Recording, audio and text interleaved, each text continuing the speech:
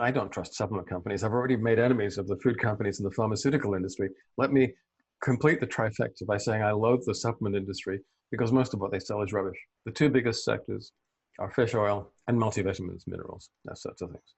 We know that fish oil doesn't work. We absolutely know this. The Cochrane collaboration did this huge meta-analysis within the last 12 months and looked at all the prospective randomized double-blind clinical trials that have been done with fish oils, and really none of them work. Fish oil has no effect. A talismanic effect, perhaps, but no real effect. It's junk. And it's the same with the multivitamins and multiminerals. They don't have any measurable effect whatsoever. People buy them on hope. The companies who sell them, actually, they know, and I've spoken to some very senior people in these companies, they know that what they're selling has no effect, but hey, it's good business. So it's not an industry that I have much time for. And what we're trying to do at the Institute and in all the other companies that I advise is to build an entirely new model. There's so much evidence now, literally thousands of publications, showing how the pharmacological attributes of foods and food derivatives modify disease processes, modify physiology, modify metabolomics. It's time to look at that area, look at it rationally, and then put together formulations to derive from that evidence base that we can demonstrate have therapeutic effects. And that's what Zinzino do with balance oil. And there's a blood test you can take, which will show very quickly and easily whether you have the right 6-to-3 ratio or not. And you can watch it changing over a fairly short period of time as your ratios change and your symptoms go into remission. And that same principle of measuring the impact of what we're doing and perhaps testing at the start to see whether you need it in the first place, because I don't like the idea of medicalizing people who don't need to be, demonstrating that whatever intervention you decide to use or you think is appropriate, that something real is happening. I think that's really important. Mm-hmm. I'm not interested in classical nutrition. What we practice is EBN, evidence-based nutrition, which is the equivalent to EBM, evidence-based medicine. Mm-hmm. Yeah, and I took the balance test and found out that my ratio is 5-to-1. And that was before taking the balance oil, which I take every morning. And I love the taste and I love what it's doing to my body. And I actually compared it with other, fish oil supplements, even other fish oil that has vitamin E inside instead of the vitamin D and the olive polyphenols inside balance oil. So I noticed that the colors were different. The one with the vitamin E, it was like lighter, and you could just tell that balance oil was a much higher quality product. Could you go into why vitamin E is the wrong antioxidant to protect the omega-3s and why the fluorotannins are the right ones? Vitamin E has its functions and its applications. I'm not against vitamin E. It's perfectly acceptable to use vitamin E to stabilize omega-3s or fish oils when they're in a capsule or a bottle or a tank. Those are inert environments, particularly, obviously, if they're sealed. The problem is that once you take that fish oil capsule, whatever it is, and swallow it, the situation is now completely changed. This is not a stable and inert environment. It's incredibly dynamic and very dangerous. You're taking the vitamin E and you're exposing it to enzymes, changes of temperatures, changes of pH, and the presence of many other cofactors, so which may be antioxidant or pro-oxidant. And that fish oil has got a long and very dangerous journey to take. It's got to go through the mouth, the esophagus, the stomach, the acid bath of the stomach, the abrupt pH change in the small intestine, and then emulsification, absorption into the portal circulation, to the liver where it's wrapped up into chylomicron and LDL particles, and then into the general systemic circulation where it circulates through the body for up to 24 hours before it's incorporated into the tissues. Now, first of all, vitamin E doesn't always stick with the fish oil. So the fish oil is left unprotected. More significantly than that, under a range of conditions, vitamin E becomes pro-oxidant. And it does so, for example, in the presence of free iron or heme or porphyrin groups. So hemoglobin, myoglobin, or their breakdown products will flip the E into being pro-oxidant. Now, if once you take the vitamin E, you've got, let's say, a buccal ulcer, a peptic ulcer, if when it gets into the circulation, the systemic circulation, and it's passing through the lungs, if you have a respiratory tract infection, under those conditions, the vitamin E is being forced to become a pro-oxidant. And so it's not being a chaperone anymore. It's actually breaking the omega-3s down. Now, we have a library of over 500,000 samples now of erythrocyte cell membrane fatty acid profiles. And what we can tell is that there are thousands of people who are taking fish oil and have been doing so religiously for decades.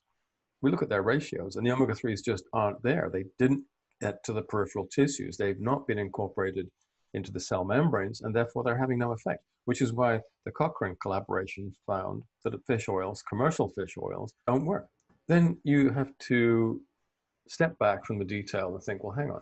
We know that eating fish is healthy. Eating oily fish is very healthy. The Danish physiologist Bang and Duerberg, who did the original work in Greenland and looked at the clinical picture of the Inuit Greenlanders, got some things right and some things very wrong. They didn't know that those people have certain genetic specialities, which make it easier for them to deal with such high amounts of lipids. But because they had a pharmaceutical orientation, they identified correctly the omega-3s as part of this protective nutritional platform, but they were just looking for one thing. They thought it was that one thing. In fact, what protects the Inuit, what makes them so resistant to inflammatory stress, is a binary weapon. It's the omega-3s plus the polyphenols in their diet. Now, to find out how that works, you have to go right back to the bottom of the marine ecosystem. The food pyramid, well, the food chain, starts with plants or marine algae in the oceans as it does on land. Now, whereas most terrestrial plants produce tocopherols and tocotrienols to prevent lipid oxidation, the marine cold water algae, which are producing omega-3s, produce a very special antioxidant to protect those omega-3s. And they're called fluorotannins. They're a condensed polyphenol. And this explains, the huge data mismatch, because you think, well, how could the omega-3s get all the way from the marine algae to the krill, to the pelagic fish, the lardfish, the marine mammals, and the Inuit over a period of 12 months or more?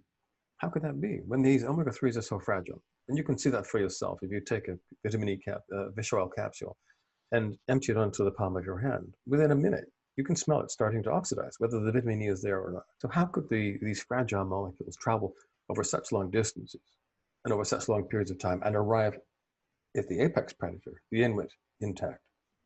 The answer is very simple. It's those fluorotannins. They sit so tightly together with the omega-3s that they never separate. They travel with the omega-3s through the entire marine ecosystem. You never find the omega-3s on their own.